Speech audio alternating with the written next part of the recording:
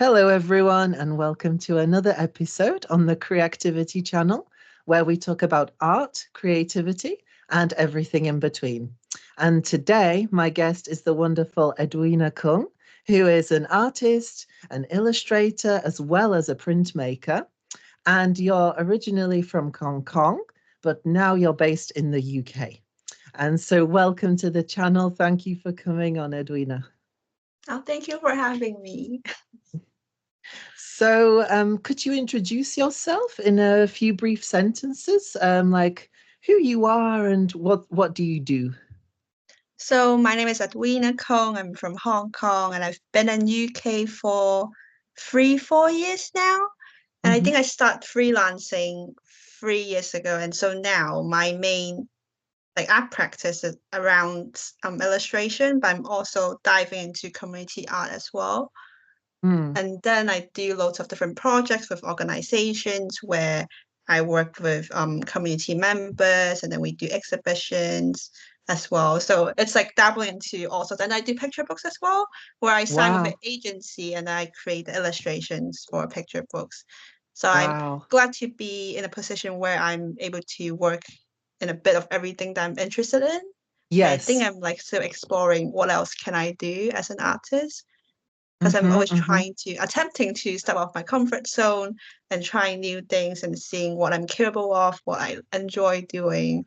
Because I Hmm. think when I started, I'm always an artist who paint and draw, and I feel like I can do so much more than that. So now I'm exploring that bit. Yeah. Yes, exploring all sort of the ways that creativity that you can use your creativity in your practice and in your work as well. Yeah, Mhm. fantastic. So, did you always consider yourself a creative person? And sort of how did you know that you wanted to sort of do something creative and pursue that sort of illustration? And how did that come about? Mm. I won't say I'm a creative person growing up because I feel like I have two older sisters and they're much more creative than I am. I'm just the one who follow them around. They're the ones who think of new ways to do things and new ideas to have fun with different materials or like going out in the backyard and doing different things. I'm just the one following them. And my dad always says he don't see me as an artistic like teenager. And Oh, then he was quite surprised that I'm like full on diving into like full-time artist. Because I think in right. my teenage years, in my high school, I'm more into product design, which I'm like Okay. designing these like shelves for putting my dolls in. I think that's what the Yeah. whole project was based on. And then when I went to uni in Taiwan, I think I first start off like it was a course called art and design, which like there are people who are more focused in design, there are people who are more focused in art. And then when Mm-hmm. I started, I wanted to focus in design. But then the first year, I noticed that art is so much more fun. So I Yeah. just switched and never went back. Yeah. But yeah. So you went from sort of the product design, from making all these like shelves for dolls and things like that, and then suddenly you decided, well, actually, I want to do more of sort of the artistic, more of the painting side, right? Yeah. I think I have a love of like collecting picture books as well, and I think that's Mm. what really motivate me in diving into illustration because I feel like picture book is such a accessible artwork. Like you can buy in such an affordable art piece, and there's so many pages inside, and you get to share it with family, with friends, and I think that's something I want to do, and that's why I dive more into illustration as well. Yeah. Hmm. Yeah, yeah, no, definitely. Picture books, I think, are a fantastic way to connect sort of the story, of the book and what happens in the book, and for you to communicate that through all your illustration work as well. And it's lovely because, it's not like buying a print and you just have one image. You've Yeah. got a whole series of illustrations all in one book. So it's fantastic. Yeah. And I feel like And it's much more approachable as well because I feel like for artworks, at least from where I'm from, people don't feel like they want to hang on an art piece on their wall because of the limited space that we have in Hong Kong. People rather put up another shelf rather than an artwork. But then with picture book, it's something that even a smaller household can fit in or can afford to buy and store in their place. Yeah. Yeah, and that's interesting actually. Yeah. I don't know if in the UK sort of what sells better, whether prints or picture books. But I think it's both at the same time. I think they're both as popular. So what would you say that is sort of your definition of creativity? I mean, what is creativity to you? Is it the ability to sort of draw and paint, or is it the ability to look at the world differently? What is sort of your definition of what being creative Mm. is to you? I think throughout life I have different definitions, but I think at my current state, it would be the ability to notice the details around you, whether because I think that sparks inspiration and it became art. It's not really about drawing and painting, because a lot of people that I know, they feel like, oh, I'm not an artist, I don't know how to paint and draw. But then I'm like, no, it comes in all different forms. You might be really good at writing, you love taking photos, you love taking a walk and notice all the trees around you. That's creativity as well. And so I think with art and creativity is about noticing the details. For instance, me holding this coffee, is this very hot? What flavor is it? What mug am I using? And that might spark a memory about a favorite cafe that I've been to. I might do some free writing for 5 minutes. I might write a poem about it. I might take a Mm, photo of this coffee mug. I might be a painting of it. And that is art about responding to the things that you notice. Yeah. mm-hmm, So that, and mm-hmm. then I think one of the good example of my experience is one of the project that I worked on. It's called Collective Identity, and it's about dancing with Parkinson's. So Ah, what I did as an artist is that they invited me to be there and to do some live drawing during the session, and it was really, I guess, very inspiring to witness that. What they did is, mm, it's a movement inspired by daily objects. For instance, coffee again. Is your mm-hmm. coffee really hot this morning? Could that inspire some movement? So you're noticing what you're doing every day, and then Yes. that that I guess that developed into a movement, and that's my I guess that's my definition between art and creativity. Wait. Mm, mm.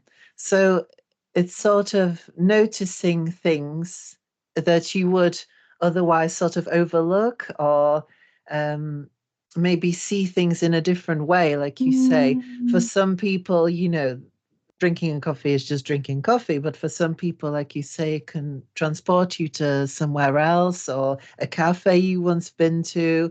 So it's sort of, I suppose, connecting the experiences that you've had also with like different objects or different artworks, or the way that you paint sort of can remind you of something. And the way you look at the world, I guess, as well, can Mhm. spark sort of different connections, and you can make those different connections inside your brain and then translate it through I love the artwork. way you reframe things. Yeah.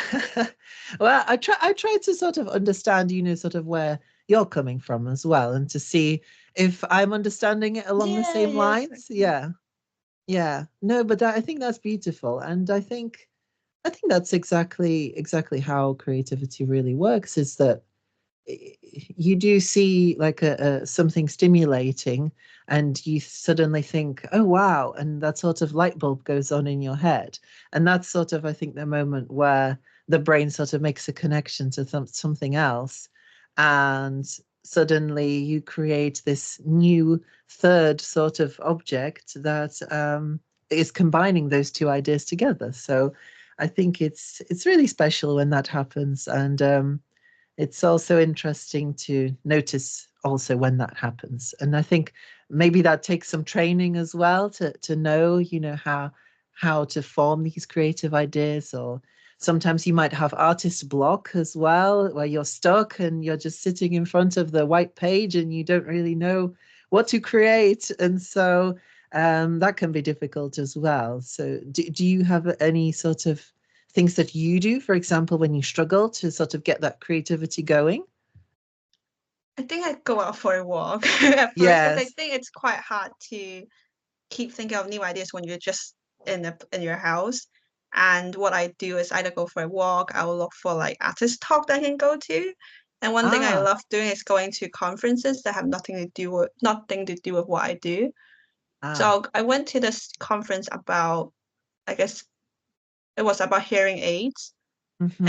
it was such an amazing conference. And then Yeah. I think it helped me a lot because it was a conference about I think they were like it's about cross discipline as well. So there were people who are in the medical field, there were people in the music industry, there were Mm-hmm. people in art therapy, there were poets, and then they were all together talking about, I guess, hearing loss and hearing aids, and how somehow within in the medical world, hearing aids is all about helping people hear, but then it's not about the comfort level. Are they comfortable wearing that, or is the sound level Mm. comfortable for them? It's all about are they able to listen to it.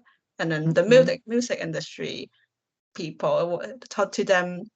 I think they mentioned that when you learn music, you learn about how you perform music, but you rarely talk about how people, or because how people with hearing loss, how do they hear the music? How can they receive it? So then they Mm-hmm. mentioned about like the sound, I guess the sound or the feeling of the floor when music hits, and then you can feel the vibration and stuff. And anyway, it's really Yeah. I really enjoy going to different talks and conferences that have nothing to do with what I do, and it really sparks inspiration. Yeah, yeah. Well, like you say, you think it has nothing to do with what you do. Mhm. On the surface level, if you're an artist, why would you go to a scientific conference about, hearing and hearing aids and things? But it's actually interesting that you mentioned that there were musicians there as well, people from the music industry. There were people from the art therapy as well industry.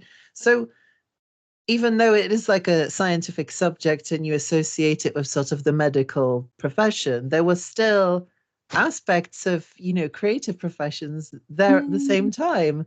And so, yeah, that's also an unusual thing that you don't really realize how creativity also goes into all these other fields as well.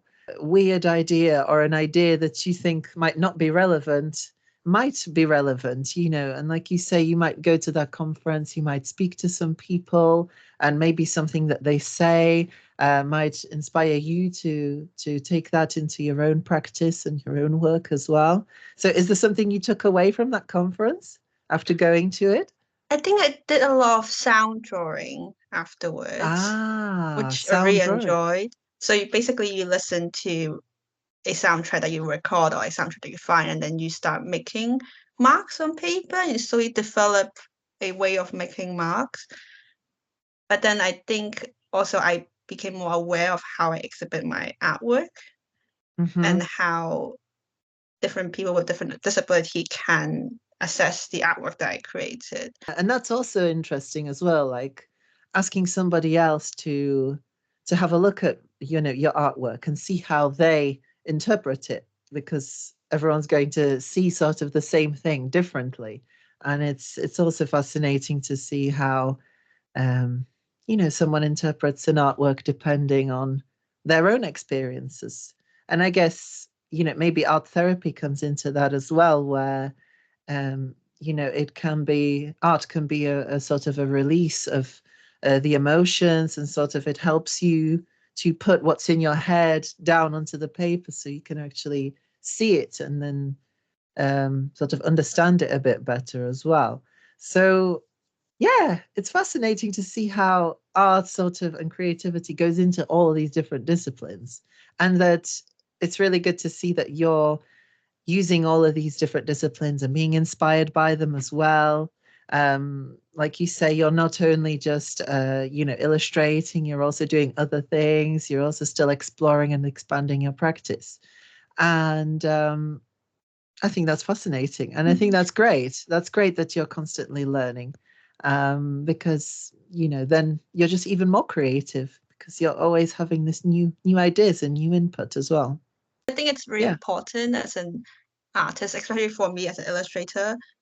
You're not only focusing on illustration or making illustration. For me, you need to be, I guess, exploring different things you're interested in that's maybe not relevant to art. I guess with the conference things, I think even let's say going to a business conference that you feel like there's nothing to do with you, but then it's about noticing the details. For instance, how they present themselves. There are things you can learn from that. How they do their PowerPoint, there are things you can learn from that. I feel like there's always something you can learn from other people. And Mm-hmm. that's part of like being creative, where you notice the things that other people might not pay attention to. But yeah. Yeah, yes, exactly, exactly. And yeah, I suppose when you sort of become a freelance illustrator, I guess there is that maybe a little bit of pressure to always sort of be illustrating and be creating new things. And so that's really good to hear that you're saying it's actually good to take a step back actually and go and focus on other aspects. So then you can come back to the work and with fresh eyes and with more motivation and energy, I guess, than you would just, trying to force yourself to create something and create It's that really art. hard, like trying to sit there and make something new every day. Yeah, it is hard. So I guess you do have to seek that new input as well to sort of Mm. help you out. Because I think there was a quote, and I don't know who said it before, but they compared the mind to like a well. And so if you keep taking out water from the well and keep pouring it out, suddenly the well is dry, and so it needs to fill back up again. And so I guess you can fill the brain or the well back up again by, exploring these different ideas, going to Mm. conferences, reading a new book, going outside for a walk, like you say. And so I think that's quite important to do. And do you find it quite difficult as a freelance illustrator to sort of find that balance between working and also finding time for yourself? Do you feel like the line is sort of blurred, when you're self-employed to you're always thinking about work and you can't sort of do something for yourself? I think I'm struggling so much. I don't think I'm finding a balance yet. Because I think last No. time I worked till like 3 a.m. trying to finish work. So Oh I don't wow. think I'm trying finding a balance. I'm learning, but I think I'm at a stage where I tend to say yes to everything because I'm like, oh, maybe that would bring me to a new experience and maybe that would spark a new inspiration. So Mm-hmm. I don't think I'm finding a balance. I'm trying to because my partners keep telling me like you're always working even on the weekend. So I'm trying to, but I don't think I'm finding a balance. But I Mm-hmm. notice when the more I work or the more I draw for work, I had less time to actually make work for myself. Mm-hmm. And I do understand that because I sell art prints as well. I do understand that not all of my work will become something that's, I guess, that you can sell as a print or like post on Instagram. Mm-hmm. It's more about my own process. And I Yes. really try to have time for myself to cherish that process art rather than making work that needs to become something. So I'm learning Yes. to take a step back and actually spend time just to, write something, draw something that doesn't have to become a complete work. I can draw for 3 minutes and decide not to finish it. And it's Mm-hmm. completely fine. Because I feel Mm-hmm. like once I became a freelance artist, I feel like I have to, every time when I sit down and draw something, it needs to be a complete artwork so I can put it to use for Yeah. something. So I'm Mm-hmm. learning to take a step back and actually enjoy the process more.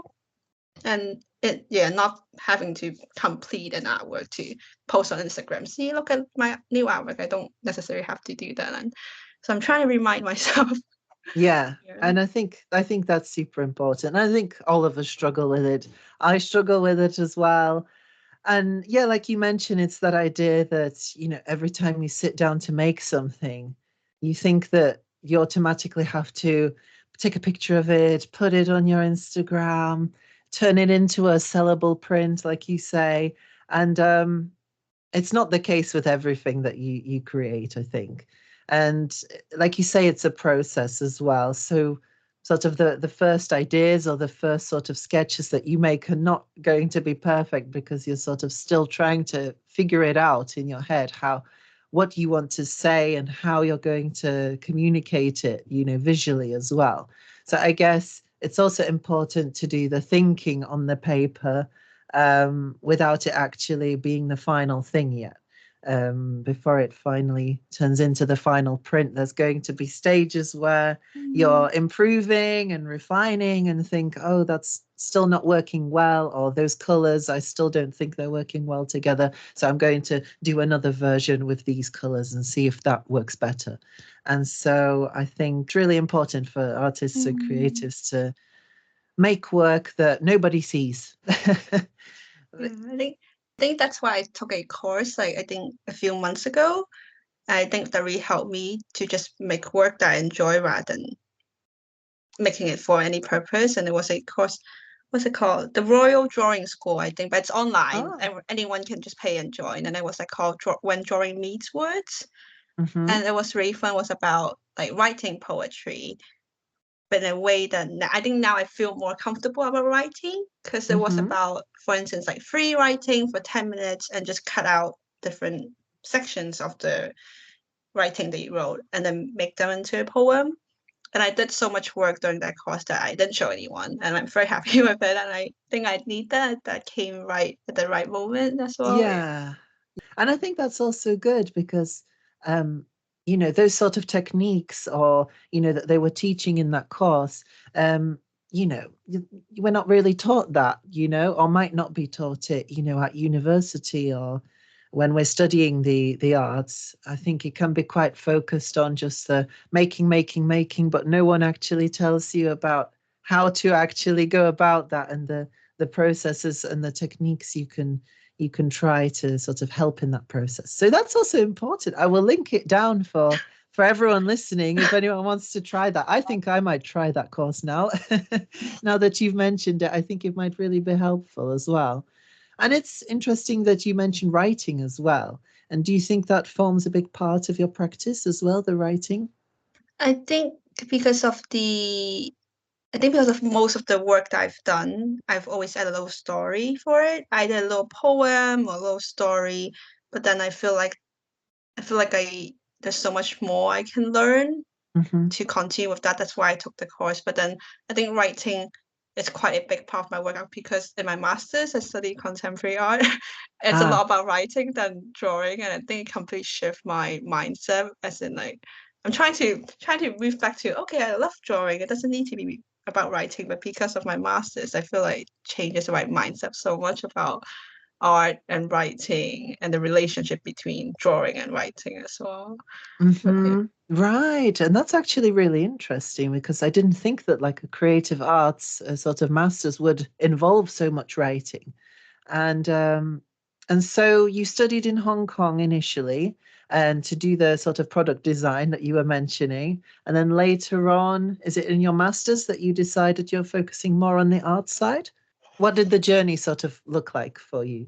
So I did I think towards the end of high school I was in Hong Kong and I went to Taiwan for my undergrad and it was Ah. art and design and it was quite a traditional art school, I would say. And I didn't know until I went to I think US in my third year of uni for my exchange program for a year.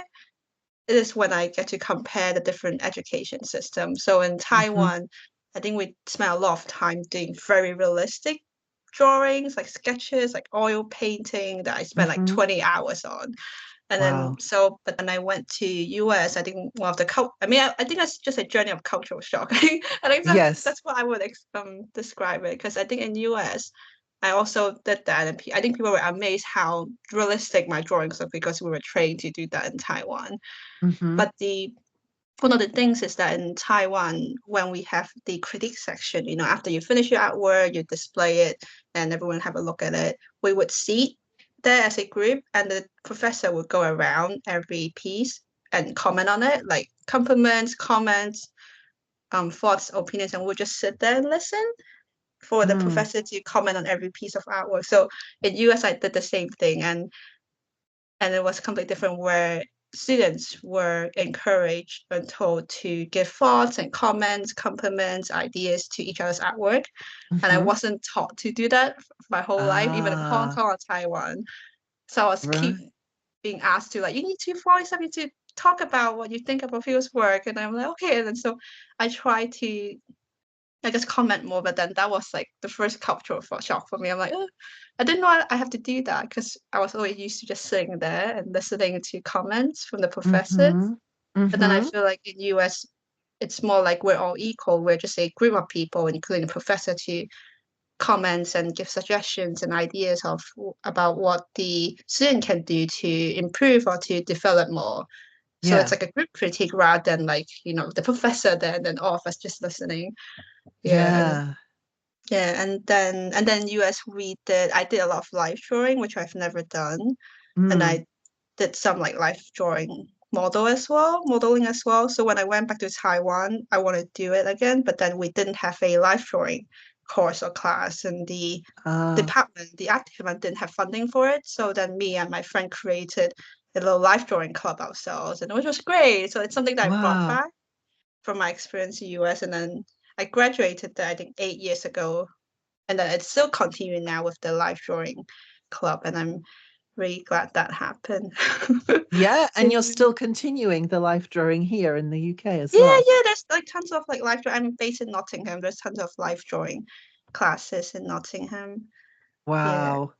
That's And fantastic yay! that you were able to, sort of take that idea that you saw that it didn't exist in Taiwan or Hong Kong and you sort of took that back with you. And did you find that when you took it with you back from the US that people actually thought it was a good idea and started joining onto the class? Was it popular? Yeah, I mean, in Taiwan it exists, but then because of the city I study in, there's no such thing as life drawing. And Right. so I think quite a lot of people from the city that are not students came to our club as well because they didn't have that in the city anyway.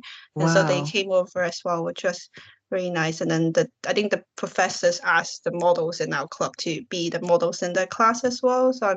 But I slowly, um, helped to, I guess, improve things in our department.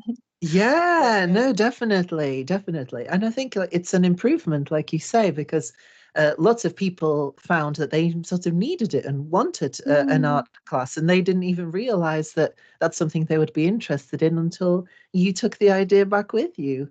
And that's really special. You sort of left your own mark there, that you introduced that sort of life drawing into the community. That's fantastic. And it's sort of a thing that brings people together as well. All of you coming together to learn and to draw together. And I think that's also an important aspect for creative people is to come together in a community and exchange those ideas like you're mentioning during the group critiques, that it's not just about your tutor, lecturing to you, and it's not sort of a one-sided thing, but it's also two-sided where you can have that exchange and talk to the other person, which I think is super important. Mm. And so thank you for that overview.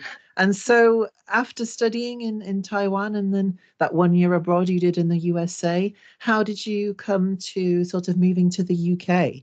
And how did that sort of come about? So I think after I graduated in Taiwan, I worked in Taiwan for a year trying to get my working visa, which didn't happen. I think I applied for Oh, 3 different jobs for working visa, it didn't happen. And I feel like, okay, it's not my time here, it's fine. And then so I mm-hmm. went back to Hong Kong. And then at the time there were these it's called youth mobility scheme. It's something like working holiday visa, but instead of just working, you get this visa to UK where you can study and work at the same time. So Ah, then I came here for a year and I went to Edinburgh for a year. So all there was right. this there was this printmaking studio called Edinburgh Printmakers. So Mm-hmm. I just paid like a year membership to be there. So I went there like every day to do printmaking. And then yeah, I spent the whole year there doing printmaking. Because I think in my undergrad, I did I spent most of my time doing printmaking as well in tech So my work used to be all like black and white as well. Right. Yeah, so then I did a year there, and then I feel like I want to do further studies. And then so I look online with different master's program, and the one in Nottingham is like the cheapest. It's like two Yeah. years program, but then it's like half the price of like what the other art master's course would cost. And I'm like, oh, and Mm-hmm. then you get scholarship as an international student as well. So I'm like, yeah, and then so I applied, and I got it, and I moved to Nottingham in 2018 for my master's program. Yeah, and it was another cultural shock.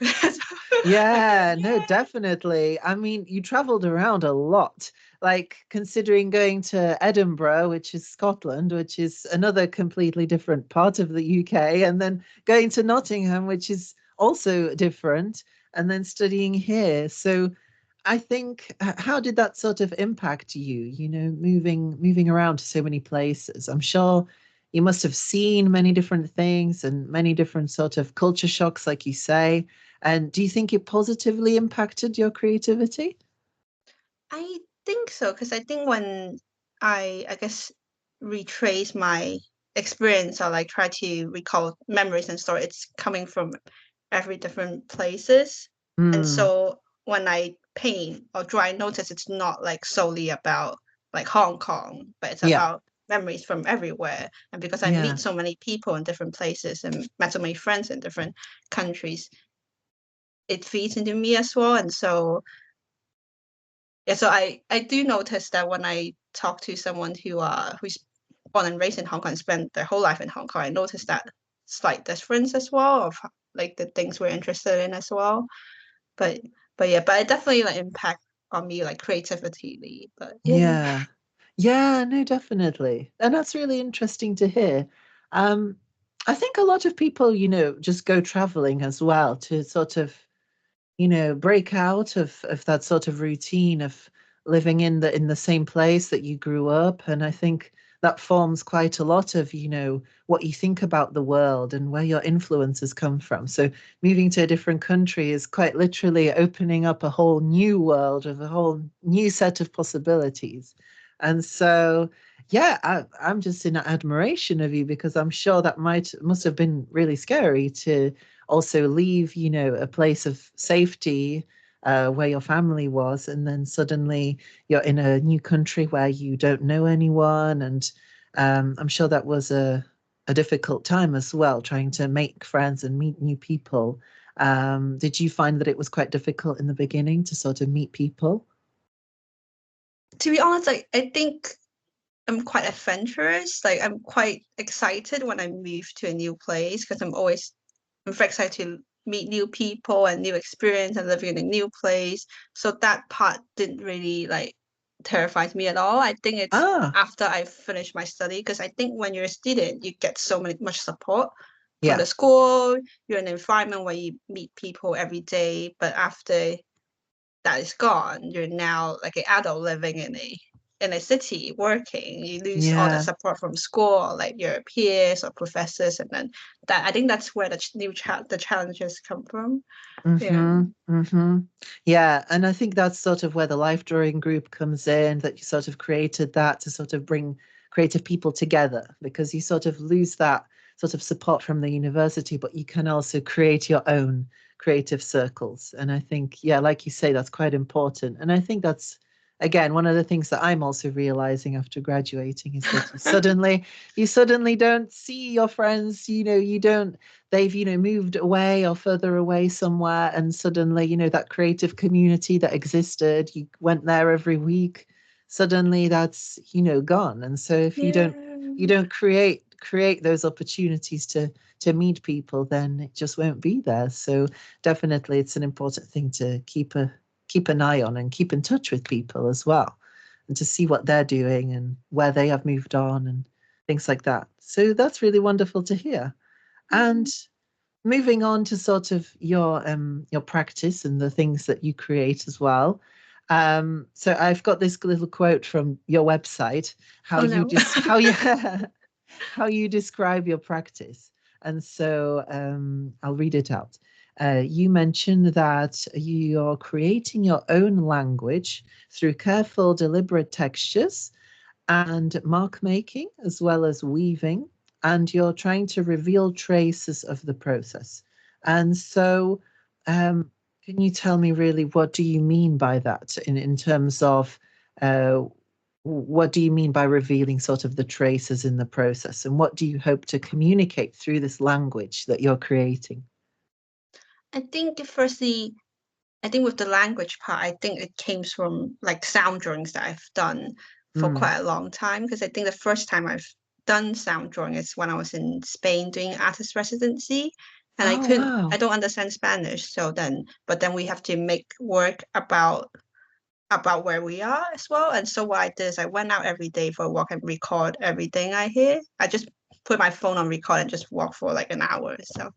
And then Wow. so I went back and played the recording and then start making marks on paper Mm-hmm. and trying to trace the up and down of the tones, the sound level, as it requires a really noisy, and that became so slowly made little marks that I call it as like my own language of like mark making. So you have your own Yeah. rules of mark making. But then Yes. I think with traces of refilling the process, I think Mm-hmm. illustration that I really admired is when you can tell that the artist is very confident with all the marks that they've made because you can Mm-hmm. tell from a painting or from a drawing, you can tell if the artist is being very careful, being very conscious, being very confident with every mark they make. And I want to be an artist that you can tell that all the marks I've made is very confidently placed down. I'm confident with what I'm doing, and I want to be that artist. And yeah. Yeah, and I really understand that actually because I really love, for example, when I go to a gallery and I look at some paintings, for example, with the Impressionist artists like Van Gogh. And Van Gogh has, you can see all the little brushstrokes, you can see where he has layered up the paint and sort of the direction of the flow of the line. And you can almost trace it, with your hand, and you can see exactly those traces, like you were mentioning during the mark making process. And I think that's wonderful because you can see where the hand of the illustrator, hand of the artist was when it was creating the work. And so I guess it's like a snapshot of time, as if time's standing still and it's recorded all of this history into an illustration or painting. So I think that's wonderful that you also include the sound as well into your painting and how the experiences around you influence what you create and what sort of marks you want to create. And I think it's fascinating. I think I definitely want to try that after we finish our conversation because I think it's a fascinating idea. And I don't think, with our busy lives, we don't really stop and really listen to what's going on around us, what kind of birds are singing or the how the leaves are rustling in the trees or things like that. And that can also spark your imagination to other ideas. So that's really important. And I think when I first saw your artwork, I actually first saw it at the Hepworth Wakefield Print Oh Fair. yeah. Yeah, yeah. And it was fantastic to meet you. And then I thought, wow, these artworks are really amazing. There's something about them that, touched me and I think touches a lot of other people as well. And that I think there's this sort of deeper aspect to your artwork in the way that you illustrate sort of these people, but it's very focused on the head as well. So to me, that has sort of like mental health connections as well, and sort of exploring our minds and inner worlds. And so, how important do you think art is for mental health, for example? Because I know that you also worked in different charity projects as well, and you worked with the Institute of Mental Health in Nottingham as well. So could you speak a bit about that and sort of maybe the connection between art and mental health that you've found?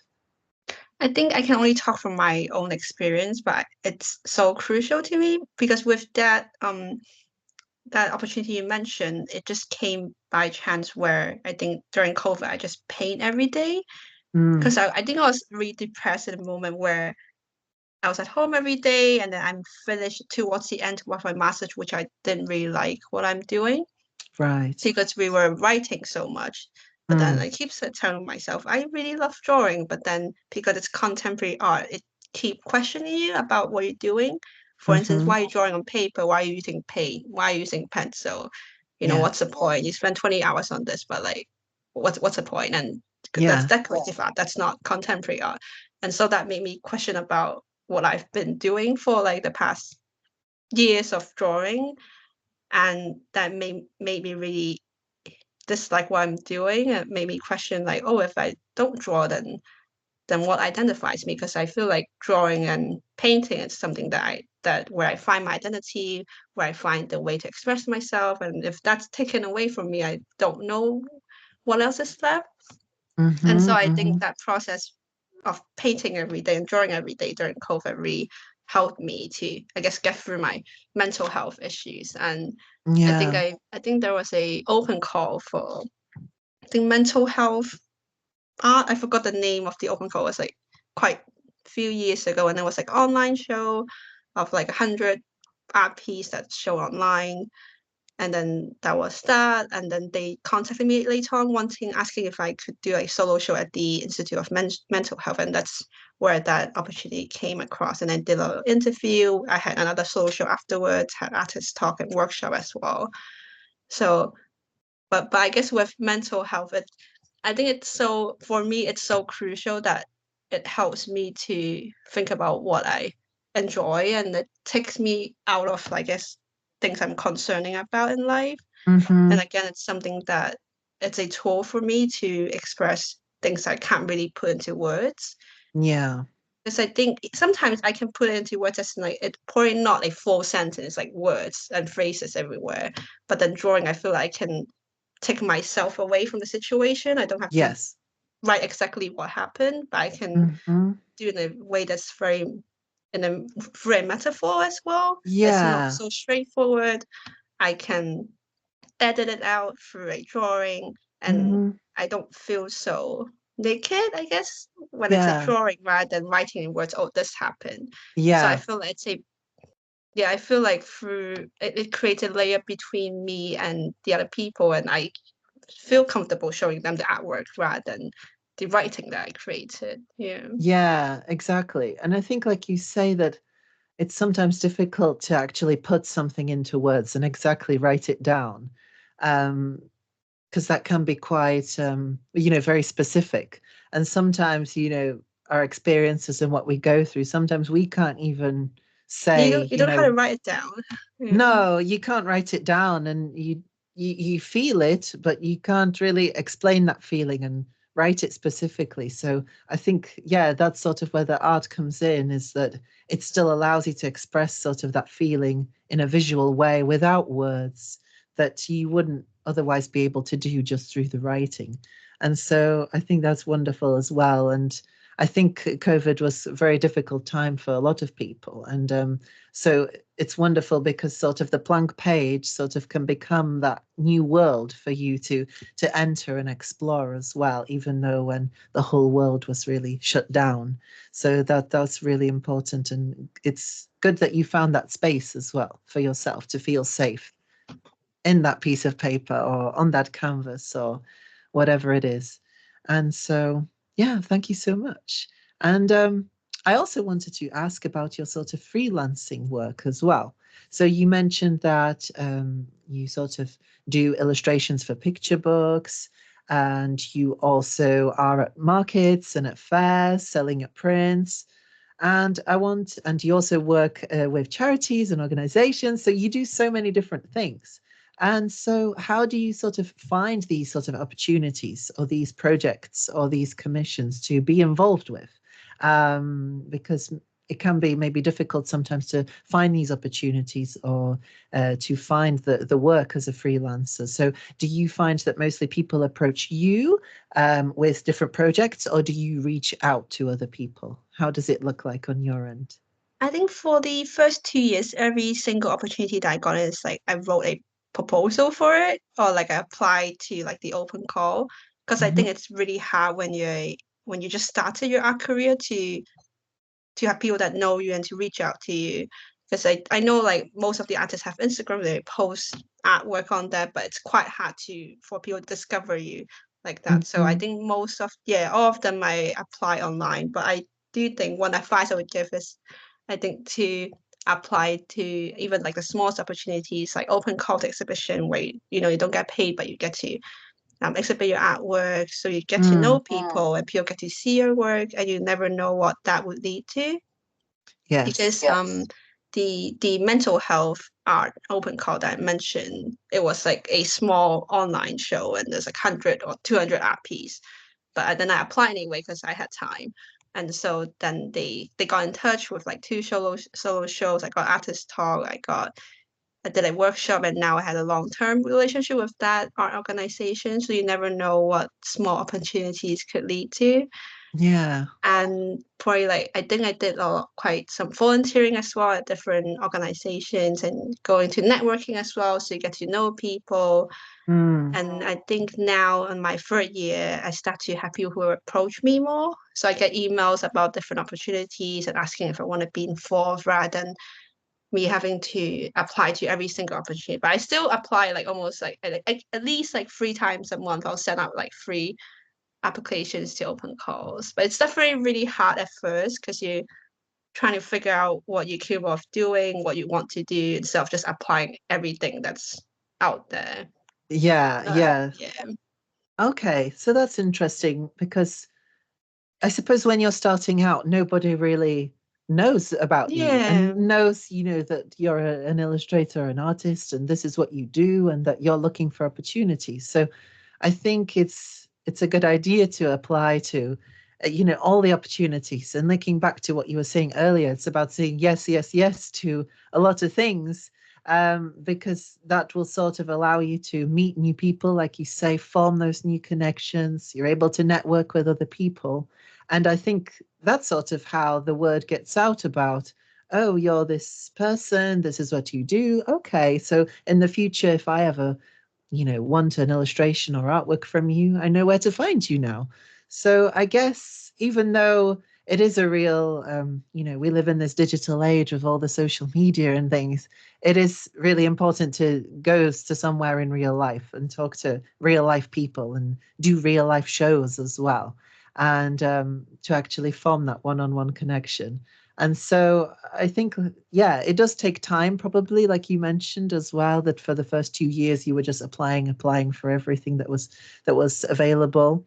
And so, Yeah. do you find now that it's quite sort of steady in terms of projects coming in, or is it still sort of up and down and there's quiet periods? And I don't think it will ever be steady. I feel like I'm going for like new job interviews like every month.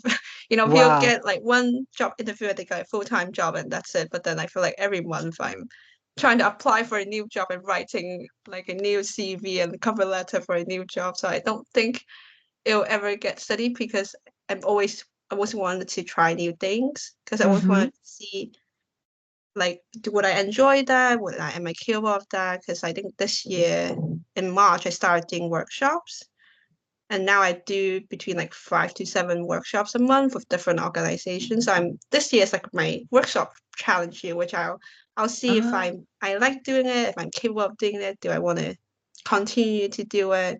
So I don't think it will ever be stable at all. But I think one other thing with like applying for different opportunities is sometimes even if they say no, like they reject your application, but they'll probably reach out. Like I think there's at least like 2, 3 times I got a rejection email, but they reach out to me like a month later saying, "Oh, actually, that opportunity you apply, we rejected you, but actually there's something else that we wanted you to be involved in." So yeah, even if oh, you apply, wow.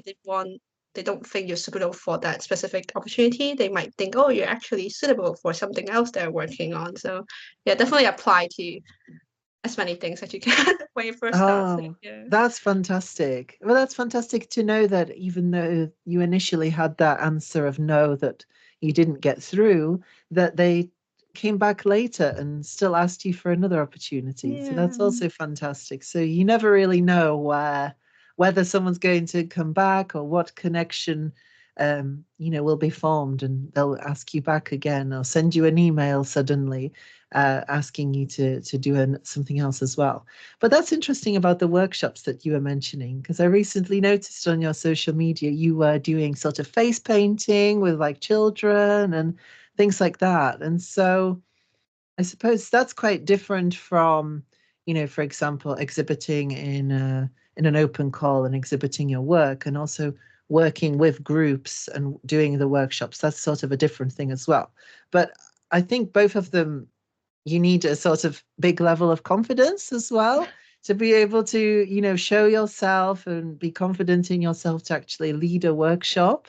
Do you have any tips on how to sort of maybe become a bit more confident to put your work out there, or maybe, do a workshop if you've never done a workshop before and you sort of feel a bit uncertain? Are there any things that you could maybe recommend? To be honest, I don't think I'm a confident person at all, but I think Mm, in UK people are so generous with compliments. mm, And when I do market, like people are so happy to just tell you like your work is amazing and I love it. And because when in Hong Kong, I don't think people give compliments that much comparing to people in UK. So I think that mm-hmm, really boosts up my confidence. I'm really good. And I think with workshops, I think I was so terrified in my first workshop. But then the program that I was in, it's about artist development. So it's a mm-hmm. program about helping or supporting artists to trans or develop their art practice into workshop. So I Ah, literally told them I don't know how to do workshops, and then they're like, "Oh, that's why you're here." And I'm like, "I have no idea how to do this." They're like, "That's why you're here. You know, this funding is up to support you to help you figure out how to do this." So then that mm-hmm, gave me a lot of confidence as well. But then I think I think with confidence, for me, it's more about the moment when I apply for the work. Because usually when I look through all the opportunities, whenever I see a workshop, I'm like, no, I'm not going to do that. Whenever I see like, you have to engage with community, you have to do like 5 workshops, I'm like, no, I'll skip to the next one. But then I think now I confident enough to at least try and apply and see how that goes. So I mm-hmm. think it's taking the first step and apply first, and then later on you might regret, but then you still have to do it anyway. And after you've done it, you will learn so much, and then you feel like actually I can't do this. And actually, even the worst thing that happened, maybe you feel like actually you can handle it, even if the worst thing that you imagine happened, and it's Yeah. fine. It's not the end of the world. And I think for me, I think I came with this mindset. Okay, if this doesn't work out, if it turned out horribly, then I'll just do something else. It's fine. If workshop Mm-hmm. turn out horrible for me, then I'll do something else. But at least I Yeah. tried. And yeah. Yeah, no, that's really, really important. I think, yeah, I guess the most difficult thing is the first step, like you say, is the actual applying for something. But then when actually you get accepted and then, you start planning the workshop and you actually go there, then, like you say, it might not be perfect the first few times that you do it. But then I think the more times you do, the more experience you get, and you just get better and better and take on the feedback that people might give you as well, and that's sort of how you build the confidence, is one thing after another, and then you sort of build up your confidence from there. So that's really fun Mhm. and exciting that you're able to try all these different projects and you're open to trying them as well. And that, like you say, if something doesn't work out, it's fine. I've got all these other options available to me. And I think that's really good that you realize that you're so flexible and you're able to adapt to different situations. Yeah. So, Yeah. through all the projects that you've done, is there one sort of project or one thing you worked on that you have been most proud of I think so there's far? a I think there's a few, but then I might mention the project I'm working on now, because I Okay. think that's the one with that I have the most, I guess, recent memories of. Yeah. I think it's a project that I work with. I think we collab. There's like 8 collaborators. We collab with the University of Nottingham, the City Council, the library. I think Arts and Humanities Research Centre, and some yeah. And then so it's a project about Hong Kong immigrants. Ah. I think why I'm proud of what I've done so far is because I'm from Hong Kong, and we moved to UK because I moved to UK because I'm husband, but also because of political reasons in Hong Kong. And Mm-hmm. so many people moved to UK from Hong Kong these few years, especially like families with like small children, like in primary school or even younger than primary school. Mm-hmm. And so I always want to do something, but then I didn't know what I can do. And I didn't want to Yeah. just do, like, say, do a Hong Kong flea market. That's not what I'm looking for. And so Mm-hmm. this project is about documenting stories of Hong Kong immigrants. So Yeah. we did 3 workshops, which involved like 50 children aged like 5 to 11. We did like collage about the journey coming from Hong Kong to UK. How is their life here? How would they compare life in UK and Nottingham to Hong Kong and how they're adapting and what they think about the process. Do you like it here? Do you like it here better? Do you like Hong Kong better? Mm-hmm. And then Mm-hmm. so we did all these series of workshops. Then we're going to do an exhibition in the library as well, having description next to artwork about their stories. And we have documentaries about interviews of the children. Mm-hmm. We have a bunch of other different things. But then I think what touched me is that I guess in the workshop we wrote down stories that they've shared with us. And then sometimes I'm like, oh, this is not enough. For instance, for the drawing, they just say, oh, these are the things that I like. And I like Yeah. eating ice cream and then with the research team that we are working with, they feel like, oh, we probably need more. But then when I was organizing all the artworks and the description, I was thinking to myself, actually, this is like really powerful already. Mm-hmm. That because Mm-hmm. the message they want to send out as our project team, that it's not only about Hong Kong immigrants, it's about different immigrants, that we're all just normal people working and living in the UK, and we all have names, we have stories. There are things that they Mm. like to do, there are things they don't like, there are things they like to eat, these are the food they like to eat. And then I think putting names and stories and showing them, then it's not just a number, it's not just immigrants. They're Mm-hmm. normal people like us, and I think that was really powerful as well. And then I think for some description, they're more to where they describe all the journey from Hong Kong to UK. They didn't Mm-hmm. like they didn't like UK that much, or they like UK a lot. They love the blue sky because you don't get that in Hong Kong. They love going Ah. to the park. I mean, it's pollution. Yes, Yeah, yes. but yeah, so you have all these little stories.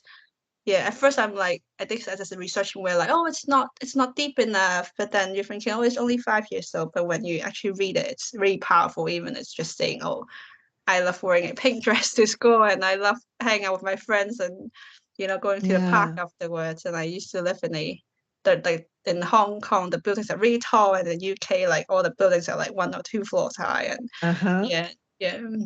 Oh, wow. Yeah, I can really feel, that sort of powerful nature of the project because, like you say, it links back to what's happening in the world today, but also links back to the experiences of the families and them trying to sort of navigate in this new sort of world, in this new country.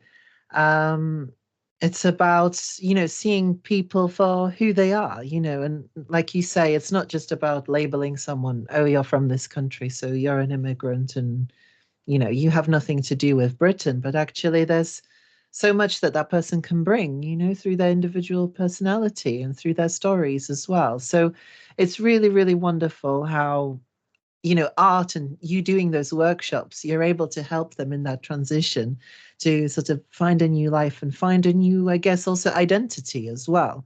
So even though, they might have lived in Hong Kong, you're starting this new life and this better life here in the UK, which is really, really important. And I think it's great that you're using, art and creativity to help people navigate through that as well. Mm. Yeah. And I think one thing, like for me as an artist, I think a lot of projects I've worked for in the past, it's about the artist, as in like Hmm. we've created for instance, we do some workshops, but then it's about the artist making the final artwork to display. Oh, this is artwork inspired by the discussion that I had with the community group. So this is the artwork that I created responding to this and that. So Yeah. it's about me, as in like how I respond to it, my thoughts and my ideas. But then this project, I'm stepping a step back. It's not about me. It's about the little artists that create the artwork, and I supported them through this process. So it was a new learning curve for me, and I think it opens a new door of what I can do as an artist because I'm Hmm. curating the exhibition as well. Yeah. Yeah, yeah. And I think that's wonderful as well that you're bringing in all these other people in as well into the project. So all of you suddenly become artists, and you're sort of the main one that helps that final artwork to come together. But it's all the collective experiences that come into that. And then you're able to translate it and put in that show and put in the exhibition at the end for everyone to enjoy. And everyone can feel like they had a part to play in it or can even, identify or see themselves in it as well, which is really wonderful. And I think that's what we need more of in this world, is that idea of coming together as a community, without our prejudices, without, judgment. We are all people at the end of the day, like you say. We all go through struggles, and it's really wonderful that we can come together and create art and create something wonderful and beautiful together at the end of it. And so that's a wonderful thing to really end on, really. And my last question for you is, do you have any sort of 3 tips for, I guess, people who would like to start their creative journeys? Maybe they might not know that they're creative. Like you were mentioning yourself, that your parents were surprised that you're going in that creative direction, that you didn't think of yourself as creative. But are there sort of 3 things that you would have liked to have known before you went on that journey, or maybe 3 tips you can give to someone at a younger stage, mentioning sort of 3 tips that might help someone along the way on that journey, whether they're thinking of going to study something creative, or whether they're thinking of, doing it freelance or making a creative business out of it. Do you have any sort of 3 tips or 3 things you wish you would have known? I think looking back, like before I started freelancing or before I started trying to pursue a art career, it would be not looking like 5 years ahead. Because I think before then, most younger people will ask you like, where do you see yourself 5 years later? So you always have this mindset where, okay, where will I be 5 years later? I'm gonna be this famous artist. But Mm, then I noticed this mindset kind of defeat my confidence a lot. Because no mm, matter how hard I've worked every day, you only see that you haven't become that like famous artist or successful artist you want to be, but you mhm. didn't see all the hard work that you put in every day. So Yeah. I would tell myself like, don't look at like 5 year ahead. Look at next week. What do you want to achieve next week? What are the things you want to apply for? What are the drawings that you want to make? What are the things you want to do? And Mhm. that kind of, I think firstly that kind of like build up your confidence that you're actually achieving things. And Yeah. secondly, that it helps you to look at what you're actually capable of. So you're not like pulling yourself down and saying like, why am I not as good as this yet? And then why am I not there yet? But Yeah. I think you haven't, for me at the time, I haven't actually looked at what I'm capable of doing. Mhm. And Mhm. I think that was like a realistic, I guess, a time where I have to actually look at what I'm capable of doing and Mm. actually do the things that I'm actually able to do rather than trying to do all these things that I'm just not there yet. I need time to build up. I'm not gonna be as good as the other person that spent 10 years on this and I expect myself to spend one day on this and to be as good as them. So I Mhm. think looking at what I'm capable of and realistically and looking at like 1 week at a time, that would really boost your confidence. Mm. And yeah, I think secondly with I think it's just applying to a lot of things that you're actually interested in and Mhm. thinking about what you're actually interested in applying to those opportunities. For instance, like volunteering, open calls, exhibitions, and different courses. There are a lot of like free courses, even if not financially able to pay for like Mhm. courses. And then there are a lot of workshops that are free as well, a lot of Mhm. community groups and getting to know people. Even if it doesn't lead to opportunities, you get to know people that are in the same field as you, and then go into the same path. Because as freelancer, you're always working alone. So if you get to Mm. know people that are on the same path, you get to support each other as well. Yeah. Yeah. Fantastic. Thank you. And I think that's really important, like you say, is that, sometimes we set those goals for ourselves. And then it's, yeah, like you say, you look at that goal, I'm supposed to be this successful person and I'm not there yet. And it's like realizing that it might take a bit longer, and maybe it's having a little bit more patience with yourself as well, and being more kind to yourself Yeah, instead be of, more kind to yourself. yeah, Yeah. instead of, saying you need to be successful, you need to, have so many exhibitions, you need to have sold so many pieces of prints, or, it's more about, I think, like you mentioned, taking it week by week or even day by day, and aligning towards that. What do I want to accomplish today? What do I want to accomplish this week? And sort of thinking a bit more small scale rather than big scale. I mean, it's good to think big scale as well.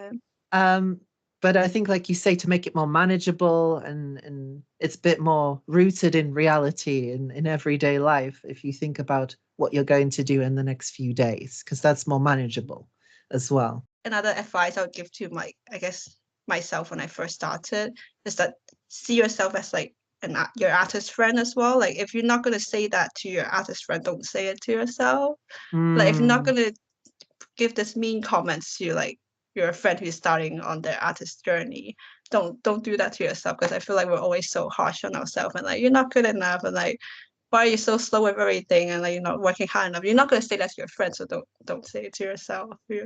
yeah, exactly. And that's a big thing as well. Like, again, just being kind, like you would to a friend, try and be the same to yourself, which can be more difficult, easier said than done, really. But Yeah. we all can try and become better, and we're all trying to improve and taking it by day. Exactly. Well, thank you so much, Edwina. I Oh, think thank this you leads so much us. for having me. Thank you. This leads us to the end of our little talk, our little interview. One final thing is, where can people find you? Where can people buy your prints? Where can people sort of follow you on social media? So I have my Instagram, which is just my name, Edwina Kung, and then I've got my website, which is www.edwinakung.com as well. And then so you can find all the shop links and all the work that I've done on my website and on my Instagram as well. Fantastic, fantastic. So I'll link everything in the description for people to find.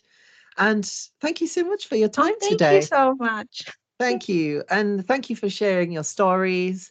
Thank you for sharing everything you're working on. And I think it's really important for people to hear.